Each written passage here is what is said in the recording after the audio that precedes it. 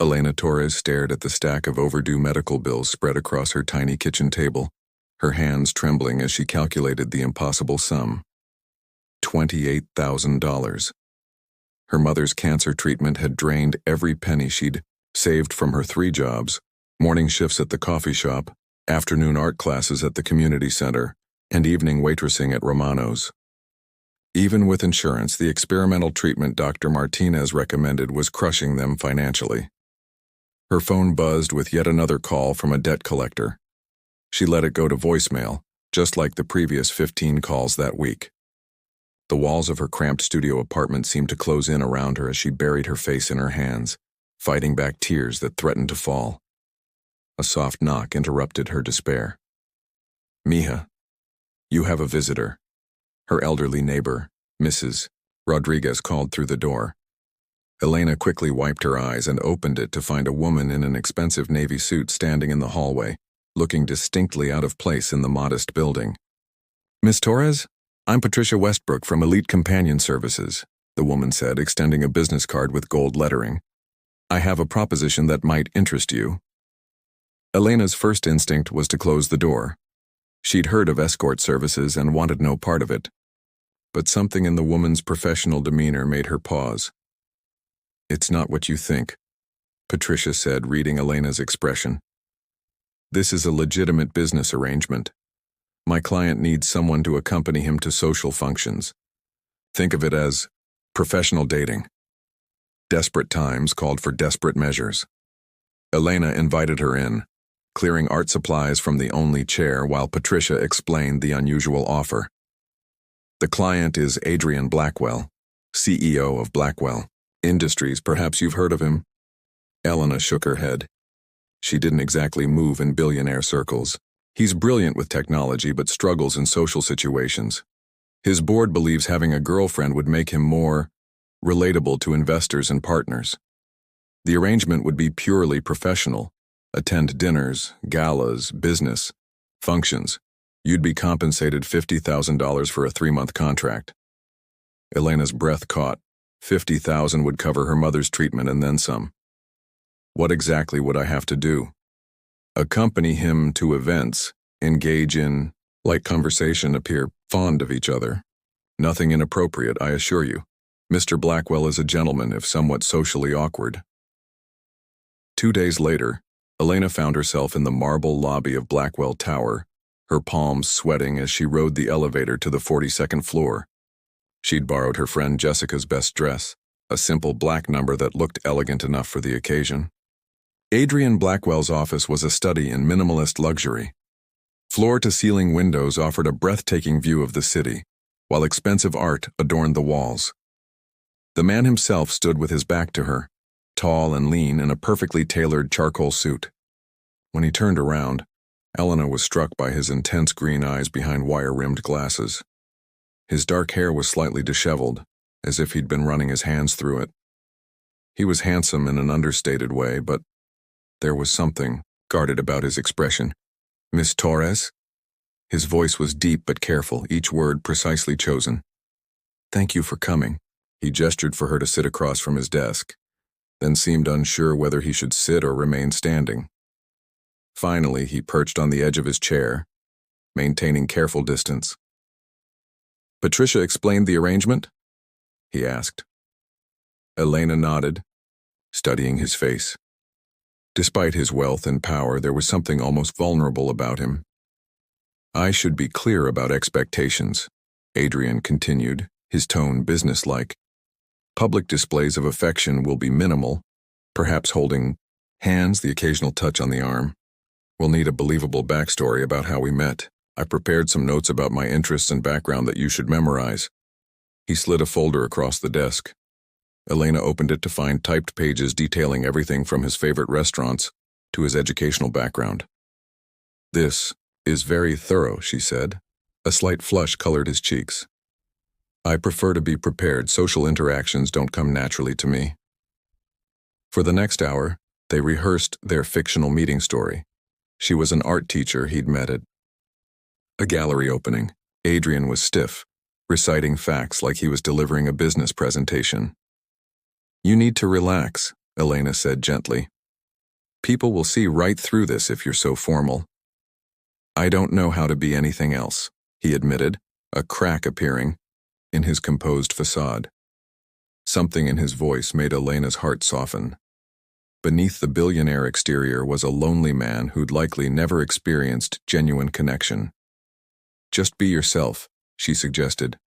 That's all anyone wants. Adrian looked at her with surprise as if the concept was foreign to him. Myself isn't particularly likable. How do you know if you've never tried? Their eyes met across the vast desk, and for a moment the business arrangement felt like something else entirely. Then Adrian cleared his throat, the professional mask sliding back into place. Our first event is tomorrow night, the Meridian Club. I'll have a car pick you up at 7. As Elena left his office, she couldn't shake the feeling that she'd glimpsed something real beneath Adrian Blackwell's carefully constructed walls. What she didn't know was that their fake relationship was about to become the most authentic thing either of them had ever experienced. Elena's hands trembled as she applied lipstick in the back of Adrian's Mercedes. The driver had been politely silent during the 20-minute ride to the Meridian Club, but she could feel his curious glances in the rearview mirror. She wore a midnight blue dress borrowed from her friend Jessica's closet, elegant but not too flashy, with a modest neckline that she hoped struck the right balance between sophisticated and approachable. The Meridian Club was everything she'd expected. From an exclusive venue where billionaires conducted business, crystal chandeliers cast warm light over mahogany-paneled walls adorned with oil paintings that probably cost more than most people's houses. Men in expensive suits and women dripping with diamonds moved through the dining room with practiced ease. Adrian waited for her at the entrance, looking devastatingly handsome in a black tuxedo. But as she approached, she noticed the tension in his jaw, the way his hands fidgeted with his cufflinks. He was nervous too. You look beautiful, he said softly, offering his arm with mechanical courtesy. Thank you. You clean up pretty well. Yourself, Elena replied, surprised by how natural the compliment felt. As they entered the private dining room, Elena felt the weight of scrutinizing gazes. Adrian's board members and potential investors turned to assess her with the calculating expressions of people accustomed to evaluating assets. Adrian's grip on her arm tightened almost imperceptibly. Adrian! A portly man with silver hair approached them, arms spread wide. Finally, we get to meet the mysterious woman who's captured our boy's heart. Harrison Wells, Adrian said stiffly. This is Elena Torres, my girlfriend. Harrison's handshake lingered too long, his eyes roving appreciatively over Elena's figure. Charming, absolutely charming. What do you do, my dear? I'm an art teacher, Elena replied, remembering their rehearsed story. Oh, an artist, Harrison said with the kind of condescending smile reserved for people he considered beneath his notice. How creative. I suppose someone has to teach the children finger painting. Elena felt Adrian tense beside her, but before he could respond, another voice cut through the conversation. Harrison, don't be such a pompous ass, laughed Margaret Foster, the only woman on Adrian's board. Elena, ignore him. He thinks anything that doesn't generate profit is worthless. As they took their seats at the long dining table, Elena found herself positioned between Adrian and Margaret, directly across from Harrison and two other stern-faced investors. The conversation flowed around topics she barely understood: market projections, quarterly returns, acquisition strategies. She smiled politely and nodded at appropriate intervals, feeling increasingly out of place. Midway through the main course, Harrison launched into what was clearly a practiced monologue about the superiority of classical investments over frivolous, modern nonsense. Take contemporary art, for instance, he said, gesturing with his wine glass. Absolute rubbish. Jackson Pollock, a toddler could splash paint on a canvas. These modern artists are talentless frauds convincing gullible collectors to waste millions on garbage that belongs in a dumpster, not a gallery. Elena felt heat rise in her cheeks. She'd spent years studying art history, had devoted her life to teaching children to find beauty and expression through creativity. But she bit her tongue, remembering this was Adrian's important dinner. Mean really, Harrison continued, warming to his theme. What's next? Paying millions for someone to tape a banana to a wall and call it profound commentary on society? The reference to Maurizio Catalan's controversial piece was the last straw. Elena couldn't help herself. A genuine laugh bubbled up from deep in her chest, rich and infectious. The sound cut through the stuffy atmosphere like sunlight breaking through clouds. The table fell silent. Every eye turned to Elena, and she realized her mistake. But instead of apologizing, she met Harrison's shocked gaze directly. "Actually, that piece sold for $120,000, she said with a grin. "And the brilliant part wasn't the banana. It was making people like you so angry about it that they couldn't stop talking about it. The artist made 6 figures by proving that art's real power isn't in the object itself, but in the conversations it sparks. Even this conversation right now proves his point." Harrison's mouth opened and closed like a fish. Margaret Foster let out a delighted laugh. "Oh, I like her." "Art doesn't have to be pretty or comfortable," Elena continued, her nervousness evaporating as passion took over. "It's supposed to make you feel something, think something, question something. Whether that's beauty or anger or confusion, if it moves you enough to have an opinion, the artist succeeded." Adrian stared at her with something like wonder. He'd expected her to be embarrassed by the attention, to shrink back or apologize. Instead, she'd defended her beliefs with intelligence and humor, turning the table's energy from stuffy to engaged. "Besides," Elena added with a playful wink at Harrison, "at least the banana was biodegradable. Better for the environment than some investments I could mention." The table erupted in laughter. Even Harrison chuckled grudgingly. For the rest of the evening, the conversation flowed more naturally. Elena found herself drawn into discussions about everything from the economy to travel, her genuine curiosity and quick wit keeping even the most serious investors entertained. Adrian barely spoke, but he didn't need to. Elena's warmth made him appear more approachable, more human. When she placed her hand over his during dessert, the gesture looked natural, affectionate. When she laughed at his rare attempts at humor, he seemed to glow. "You know, Adrian," Margaret said as they prepared to leave, "I haven't seen you this relaxed in years. Elena's good for you." In the car afterward, silence stretched between them. Elena worried she'd overstepped, been too outspoken for the role she was supposed to play. "I'm sorry if I was too—" "Don't apologize," Adrian interrupted, his voice thick with emotion. "You were perfect. More than perfect. You were yourself." Elena turned to study his profile in the passing streetlights. There was something different about him now, a softness she hadn't seen before. Harrison needed taking down a peg, she said. "Nobody should dismiss an entire art form just because they don't understand it." "You made them see me differently," Adrian said quietly. "For the first time, they weren't looking at me like I was some calculating machine. They were looking at the man you see when you look at me." Elena's heart skipped. "What do I see when I look at you?" Adrian met her gaze, vulnerability flickering in his green eyes. "I don't know, but I'd like to find out." The car pulled up to Elena's building, but neither of them moved to get out. The space between them felt charged with possibility, as if that dinner had shifted something fundamental in their carefully constructed arrangement. "Same time Thursday?" Adrian asked, his voice softer than she'd ever heard it. "I'll be there," Elena whispered. As she walked to her door, Elena realized the evening had changed everything. What started as a performance had become startlingly real. And judging by the way Adrian watched her until she disappeared inside, she wasn't the only one feeling it. 3 weeks of public appearances had established a comfortable rhythm between Elena and Adrian.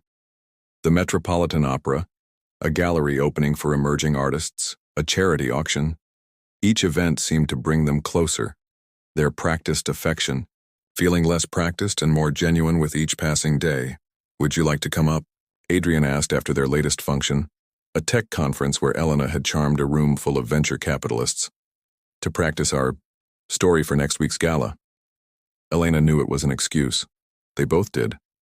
But she nodded anyway, her pulse quickening as they rode the private elevator to his penthouse. Adrian's home was nothing like she'd expected. Instead of the sterile minimalism of his office, the space was warm and lived in. Soft leather furniture faced floor-to-ceiling windows, overlooking the city. Original artwork covered the walls. Not the cold, expensive pieces she'd anticipated, but vibrant paintings and photographs that spoke of genuine passion. "This is beautiful," Elena breathed, running her fingers along a sculpture near the entrance. "You sound surprised," Adrian said, shrugging out of his jacket. "I am, honestly. I expected something more corporate." Adrian's lips quirked into a rare smile. "My decorator quit when I refused to install a conference table in the living room. Said I had no vision for entertaining." Elena laughed, the sound echoing in the spacious room. "What did you tell them?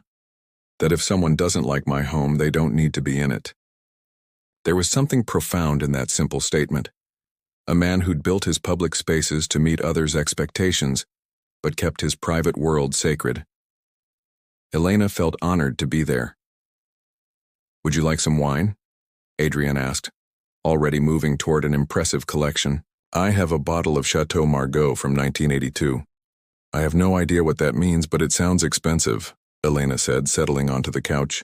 "Is it terrible that I usually drink wine that comes in a box?"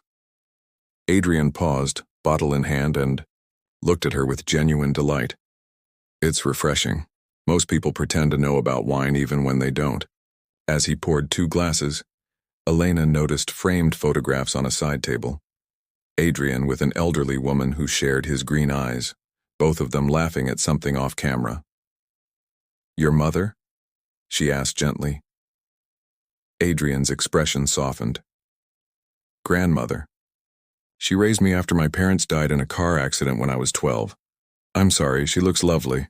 She was. Tough as nails, but the warmest heart you could imagine. She used to say that money was just a tool. What mattered was what you built with it. Elena accepted her wine, noting how Adrian's entire demeanor changed when he talked about his grandmother. The careful mask slipped away, revealing the man beneath. "Is that why you started your company?"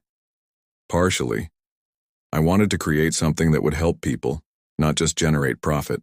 Technology that could make lives better, easier." He settled beside her on the couch, closer than he'd ever sat before.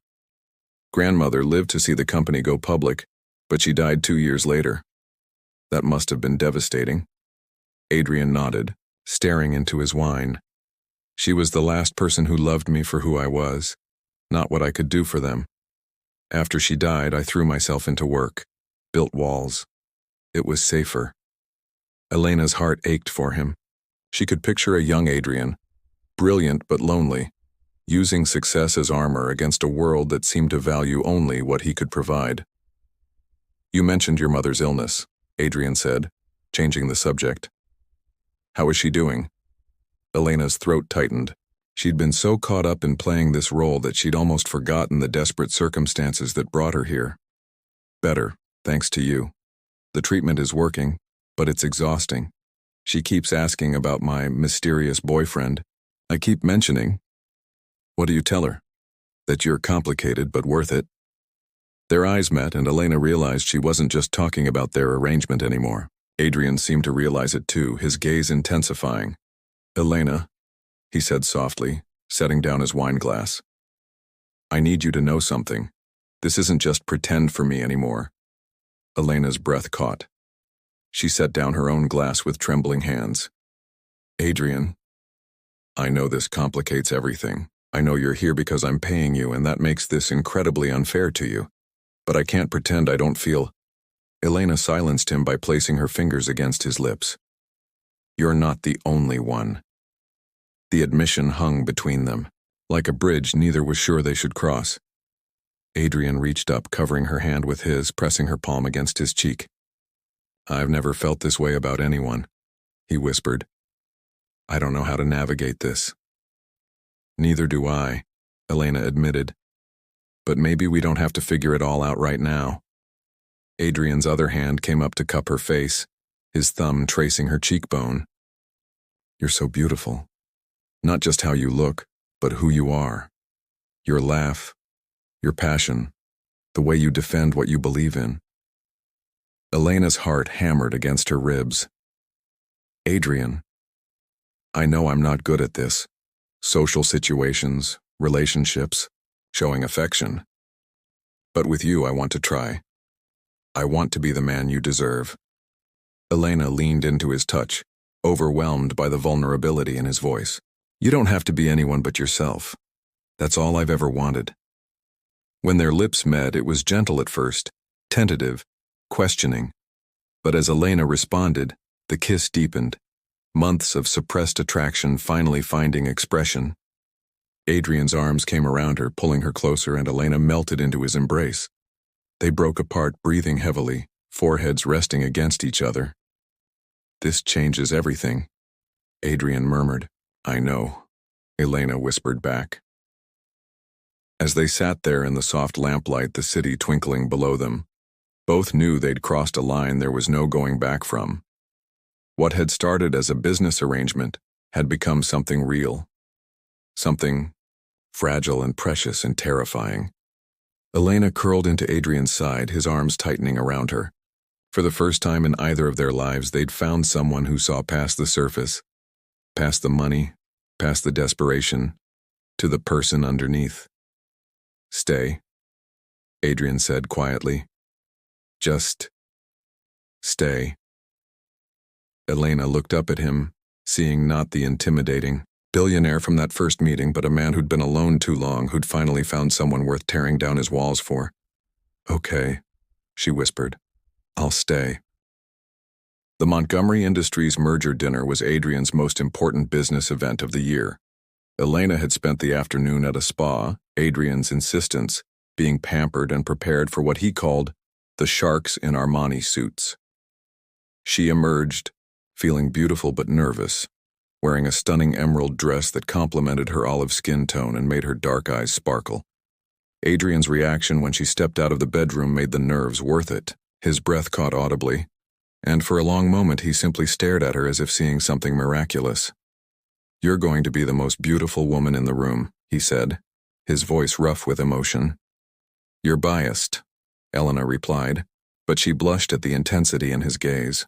Completely, he agreed, pulling her close for a soft kiss. But also correct. The Ritz-Carlton's ballroom buzzed with the city's business elite.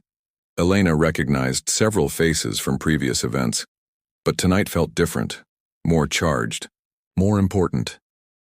Adrian's hand rested protectively on her lower back as they navigated the crowd, accepting congratulations on the impending merger. Adrian, darling? A woman's voice cut through the ambient conversation like a blade. Elena turned to see a stunning blonde approaching, her smile sharp as broken glass. And this must be the famous girlfriend. Adrian's entire body tensed. Victoria, Sterling, he said coolly. Elena, this is the CEO of Sterling Dynamics. Victoria's handshake was firm, almost aggressive, her pale blue eyes assessing Elena like a predator sizing up prey. So you're the little art teacher who's captured our Adrian's attention. How quaint. Elena felt the subtle insult, but smiled pleasantly. It's lovely to meet you, Victoria. I was just telling Harrison Wells how surprised we all were when Adrian suddenly acquired a girlfriend, Victoria continued, her tone honeyed but venomous, especially one so different from his usual type. I wasn't aware Adrian had a type, Elena replied evenly. Victoria laughed, a sound like crystal breaking. Oh, sweetie, men like Adrian don't usually date down.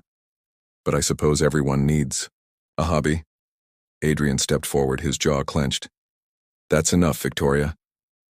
Oh, don't be so sensitive, I'm just making conversation. Victoria's smile never wavered. Though I have to wonder, Elena, how long you think this will last. Men like Adrian don't settle down with school teachers. They might play house for a while, but eventually reality sets in. Elena felt heat rising in her cheeks, but not from embarrassment, from anger. I think you have the wrong impression about... Do I? Victoria interrupted. Tell me, dear, how exactly did you meet? At a charity function? Some art gallery where Adrian was feeling philanthropic? The questions hit too close to home, and Elena saw the calculation behind Victoria's seemingly casual inquiry.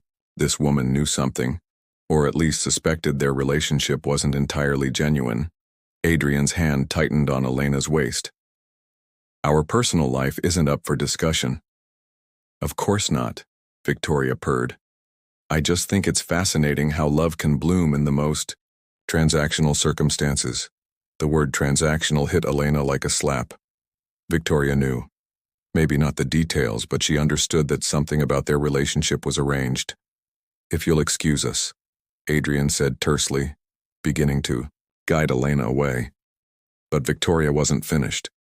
Oh, Adrian, before you go, I heard the most interesting rumor about you needing to improve your image for the board. Something about appearing more relatable, accessible. I wonder what they'd think if they knew the truth about your little romance. Elena's blood turned to ice. Adrian's face went white with rage. What exactly are you implying? He asked, his voice dangerously quiet. Nothing at all, Victoria said innocently. I'm simply observing that sometimes the most convincing performances are the ones where the actors almost forget they're acting. Elena couldn't stand another second. Without thinking, she stepped forward, every maternal instinct and protective impulse she'd ever felt focused on the man beside her. You're right about one thing, Victoria, Elena said, her voice carrying clearly. Adrian is out of most people's league, but not because of his money, because of his heart. He's kind, thoughtful, and brilliant in ways you can't comprehend. He sees beauty in art, finds joy in simple conversations, and treats everyone from his housekeeper to his board members with respect. If you think he's just a bank account, you're the one who's missing something, not me. Elena's voice rose slightly, drawing attention from nearby conversations. And if you think I'm with him for anything other than love, you clearly don't understand what love looks like. I'd rather live in a cardboard box with Adrian than in a mansion with someone who measures worth by stock prices. Victoria's mask slipped, revealing genuine surprise at Elena's fierce defense. Adrian stared at Elena with something like awe. Furthermore, Elena continued, on a roll now, the fact that you feel the need to attack someone you barely know says more about your character than mine. Adrian deserves better than fair-weather colleagues who smile to his face and sharpen knives behind his back. Victoria's cheeks flushed pink. Several people had stopped to listen, including Margaret Foster, who was nodding approvingly. I think, Margaret said loudly, that Elena just demonstrated exactly why Adrian's judgment is impeccable, as usual. Victoria retreated with what dignity she could muster, leaving Elena trembling with adrenaline. Adrian's arm came around her waist, solid and supportive. That was, he began, then seemed unable to find words. Probably career suicide, Elena finished weakly. Magnificent, Adrian said firmly. That was magnificent. The rest of the evening passed in a blur. Elena barely registered the congratulations, the approving nods, the way people looked at Adrian with new respect after witnessing how fiercely she'd defended him. All she could think about was the moment when her heart had taken over, when defending Adrian had become more important than maintaining their facade. Back in Adrian's penthouse, they stood in the living room, still in their formal wear, the weight of the evening settling between them. You didn't have to do that, Adrian said quietly. Defend me that way. Yes, I did, Elena replied without hesitation. Nobody talks about you like that. Nobody. Adrian moved closer, his eyes intense. Elena, what you said, did you mean it? Elena's heart hammered. Every word. Even the part about the cardboard box? Elena met his gaze steadily. Especially that part. Adrian cupped her face in both hands, his thumbs tracing her cheekbones. I love you, he said simply, not Elena Torres, the woman I hired. You. The woman who laughs at pretentious art critics and defends me like a lioness protecting her mate. Elena's eyes filled with tears. I love you too. So much it scares me. When their lips met this time, it was with desperate hunger, months of suppressed longing finally breaking free. Adrian's hands tangled in her hair as Elena pressed against him, needing to be closer, needing to show him what words couldn't express. "Are you sure?" Adrian whispered, against her lips. Elena answered by kissing him deeper, pouring all her love and desire into the connection between them. Adrian lifted her easily, carrying her toward his bedroom as she scattered kisses along his jaw, his neck, anywhere she could reach. In the soft lamplight of his room, they undressed each other slowly, reverently, learning each other's bodies, like sacred texts. Adrian's touch was gentle but passionate, worshipful as he mapped every curve and hollow. When Elena arched beneath him, crying out his name, he knew this was what he'd been searching for his entire life without knowing it. Afterward, they lay entwined, Elena's head on Adrian's chest, listening to his heartbeat slow. His fingers traced lazy patterns on her bare shoulder. "This changes everything," Elena whispered. "Everything," Adrian agreed, pressing a kiss to her hair. But even as they held each other in the darkness, both wondered if love would be enough to overcome the circumstances that had brought them together. The contract that had seemed so simple now felt like a barrier between them, making Elena question whether Adrian's feelings were real or just an extension of their arrangement. As sleep claimed them, neither could shake the feeling that the hardest part of their journey was yet to come. Elena stared at the bank transfer confirmation on her phone screen. $50,000 exactly as promised. 3 months had passed. The contract was complete. She should have felt relief, celebration, but all she felt was a hollow ache in her chest. She sat in her tiny apartment, still wearing the designer dress from last night's charity gala, feeling like Cinderella after midnight. Her mother was cancer-free, the medical bills were paid, and she should have been grateful. Instead, she felt like she was suffocating. A knock at the door interrupted her spiral. Elena opened it to find Adrian holding a bouquet of white roses, his face haggard with exhaustion. "We need to talk," he said simply. Elena stepped aside to let him in, hyper-aware of how out of place he looked in her modest space. The designer suit, the expensive watch, the roses that probably cost more than her monthly groceries, everything seemed to emphasize the vast gulf between their worlds. "The contract is complete," Elena said, her voice carefully neutral. "The money transferred this morning." Adrian flinched as if she'd slapped him. "Is that what this is to you? A completed transaction?" "Isn't it?" Elena shot back, hating how the words tasted. "You needed a girlfriend for business purposes. I needed money for my mother's treatment. Mission accomplished." "Don't do this, Elena. Don't reduce what we have to a business transaction." "What do we have, Adrian?"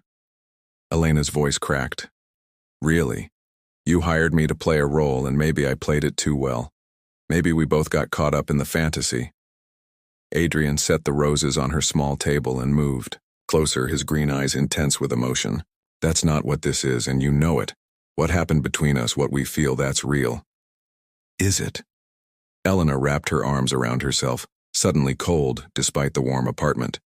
"How can I tell the difference? You paid me to make you look good, to be affectionate, to act like I cared about you. Maybe I'm just a really good actress.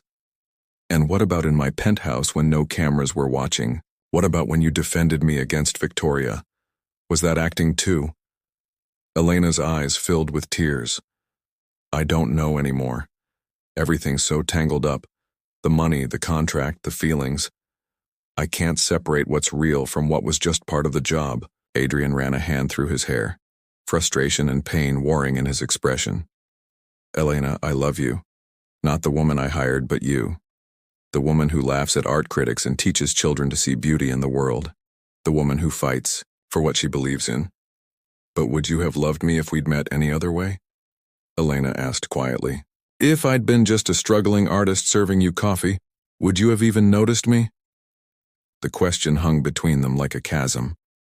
Adrian opened his mouth to answer, then closed it, the uncertainty in his eyes telling Elena everything I needed to know. "That's what I thought," she whispered. "Elena, please. I think you should go." Elena turned away, unable to look at him anymore. The contract is complete. Let's end this with whatever dignity we have left. Adrian stood, frozen for a long moment, then picked up the roses with shaking hands. If that's what you want. It is. After he left, Elena collapsed onto her couch and cried until she had no tears left. She'd done the right thing, the necessary thing. So why did it feel like she'd just torn her own heart out? 3 weeks passed in a gray blur. Elena threw herself into her work, picking up extra shifts at the coffee shop and spending long hours at the community center. Her mother, recovered and vibrant again, kept asking about Adrian, but Elena deflected with vague explanations about them being too different.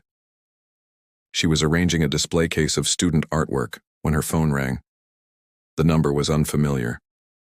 Elena Torres. Yes? This is James Morrison from the Morrison Gallery. I'd like to discuss representing your work. Elena nearly dropped the phone. The Morrison Gallery was one of the most prestigious in the city. I'm sorry, there must be some mistake. I'm a teacher, not a professional artist. I have several pieces here that suggest otherwise. Powerful work, raw, emotional, technically excellent.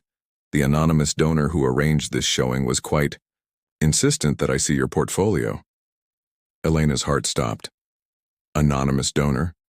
Yes, though they left specific instructions that I mentioned. They believe art's real power isn't in the object itself, but in the conversations it sparks. Does that mean something to you? Elena's eyes filled with tears. Her own words from that first dinner thrown back at Harrison Wells. Adrian had been listening, really listening, even then. Miss Torres? Are you there? Yes, when is the showing? Tonight, actually, 7 o'clock. I do hope you'll attend. This could be the beginning of something quite special for your career. Elena hung up in a daze. Adrian had arranged a gallery showing for her work. But when? How?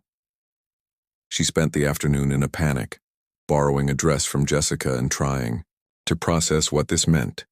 Was it an apology? A goodbye gift? Something more? The Morrison Gallery buzzed with the city's art elite when Elena arrived. Her paintings hung beautifully lit on pristine white walls, looking more professional and important than she'd ever imagined they could. A small placard near the entrance read, Elena Torres, Conversations in Color, an Emerging Voice. Elena. James Morrison approached, a distinguished man in his 60s with silver hair and kind eyes.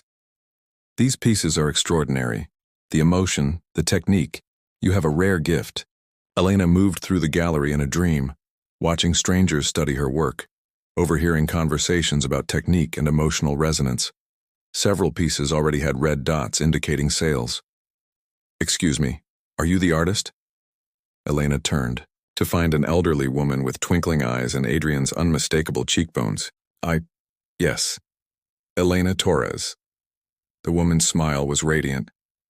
I'm Margaret Foster. I was a friend of Adrian's grandmother, Elizabeth. He asked me to give you this if you came tonight. Margaret handed Elena a small envelope, then squeezed her hand. Gently. Elizabeth always said the most important conversations happen between hearts, not words. I think she would have loved this showing. With trembling fingers, Elena opened the envelope. Inside was a simple card with Adrian's careful handwriting. Elena, these pieces deserve to be seen by the world, just like the woman who created them deserves to have her dreams come true without conditions or contracts. This gallery showing has nothing to do with us or our past arrangement. It's simply recognition of your extraordinary talent. The medical expenses for your mother have been transferred to a foundation account. Consider it a grant for emerging artists, not charity. You earned this through your art, not through any service to me. I want you to be free to choose your path without financial pressure. If that path leads you back to me, I'll be waiting. If it doesn't, I'll understand. You taught me that love isn't a transaction. Now I'm learning to love you enough to let you go. Forever yours, Adrian P.S. The painting of the woman laughing in the rain. I've purchased it, if that's all right. I'd like to remember what joy looks like. Elena's vision blurred as tears spilled down her cheeks. Around her, the gallery continued to buzz with conversation and appreciation for her work. But all she could think about was Adrian, alone in his penthouse, loving her enough to set her free. "Miss Torres?" A young couple approached. "We absolutely love your piece, Conversations at Midnight. The way you've captured intimacy and vulnerability, it's breathtaking." Elena looked at the painting they referenced, one she'd completed after that night in Adrian's penthouse when they'd first kissed. She'd painted it from memory, trying to capture the moment when two guarded hearts finally trusted each other, enough to be vulnerable. "Thank you," she managed. As the evening progressed, Elena sold 6 paintings and received interest from several collectors. James Morrison pulled her aside with talk of future exhibitions and representation. Her dreams were coming true, and she had Adrian to thank for making it possible. But none of it felt meaningful without him there to share it. Near the end of the evening, Elena found herself standing before her painting of a man in a suit, looking out a window, lonely despite being surrounded by the trappings of success. She'd painted it after one of their first dinners when she'd glimpsed the isolation behind Adrian's wealth. It captures something most people miss. Elena spun around to find Adrian standing behind her, looking devastatingly handsome in a simple, black suit. Her heart hammered against her ribs. "You came," she whispered. "I wanted to see your moment. You deserve to have someone here who's proud of you. Adrian, you don't have to say anything. I just wanted you to know that watching you shine tonight, seeing people recognize your talent, it's the most beautiful thing I've ever witnessed." Elena stared at him, overwhelmed by the depth of love in his eyes. The foundation, the gallery showing, paying off the medical bills. Why? Adrian stepped closer, his voice soft. "Because I realized I'd been doing everything wrong. I was trying to prove my love by holding on, when I should have been proving it by letting go. You needed to know that your choices weren't influenced by desperation or debt. You needed to be free to choose love or not, for the right reasons." Elena's eyes filled with fresh tears. "What if I choose you? Then you'd make me the luckiest man alive."